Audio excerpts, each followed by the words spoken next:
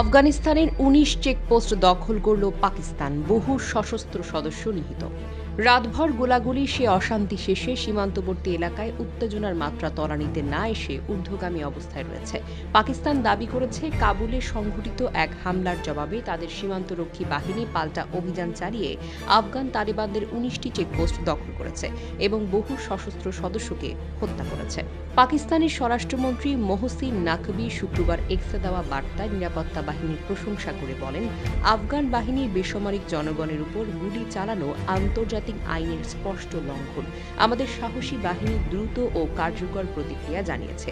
উস্কানিকে আমরা সহ্য করব না। তিনি আরও বলেন, পাকিস্তানের জনগণ সীমান্তে আমাদের সহায়তায় দাঁড়িয়েছে। আফগানিস্তানকে ভারতের মতোই উপযুক্ত জবাব দেওয়া হবে। পাকিস্তানি নিরাপত্তা সূত্র বলছে, রাতভর চালানো এই প্রতিশোধমূলক অভিযানে কামান, ট্যাঙ্ক ও হালকা ভারী অস্ত্র ব্যবহার করা হয়েছে। ধারাবাহিকতার সঙ্গে একাধিক চৌকি লক্ষ্যভিত্তিকভাবে আঘাত হানা হয়।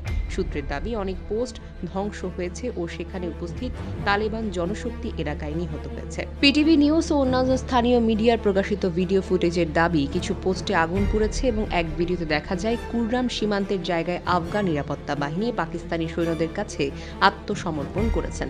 পাকিস্তানি সূত্র এখানেই থামেনি। তারা বলছে, আফগানিস্তানের দিক থেকে গুলি করার পেছনে উদ্দেশ্য ছিল তথ্য সংলগ্ন খোয়ারিজ গ্রুপকে পাকিস্তানের সীমান্তে প্রবেশ করানো।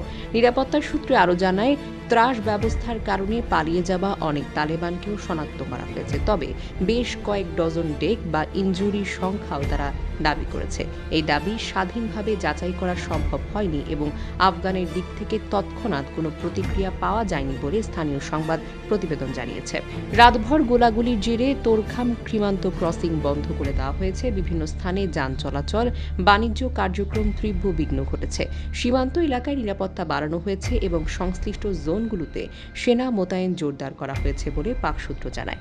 বিশ্বমঞ্চে বা স্বাধীন সংবাদ সংস্থাগুলোর পর্যবেক্ষণে এখনই যে কোনো পক্ষের সব দাবি প্রমাণিত হয়, তাই আন্তর্জাতিক পর্যবেক্ষক ও প্রতিবেদনকারী তৎপর রয়েছেন।